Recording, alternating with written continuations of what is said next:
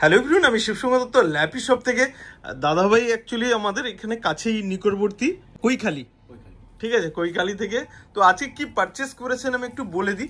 দেখুন বন্ধু, আজকে আমি স্টক আপডেটের ভিডিওস বানিয়েছি। এটা এসেছিল আমার কাছে 2-3 দিন আগে। তো দাদাভাই কালকে এসেই ওটা চুজ করে গেছিলেন। দেখুন কন্ডিশন দেখুন কত সুন্দর কি রয়েছে।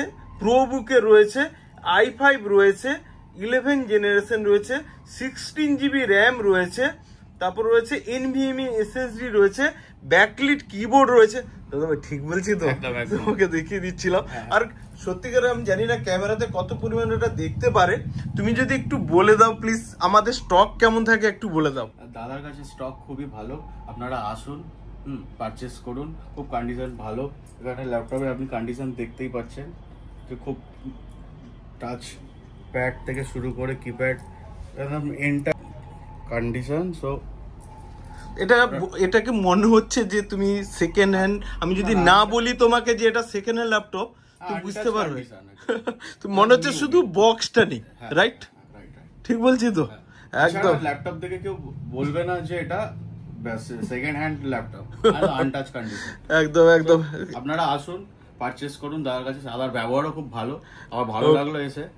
ওকে, থ্যাংক ইউ। আর আমাদের স্টক তো কেমন রয়েছে, যদি একই মডেল কত পিস মতো এখানে পাওয়া যায়? দাদার কাছে একটা জিনিস ভালো আছে, একই মডেল আপনি 100 অন্তত 100টা পিস পাবেন। আপনার যদি একসাথে যদি 3-4টাও লাগে সেটাও পারচেস করতে পারবেন।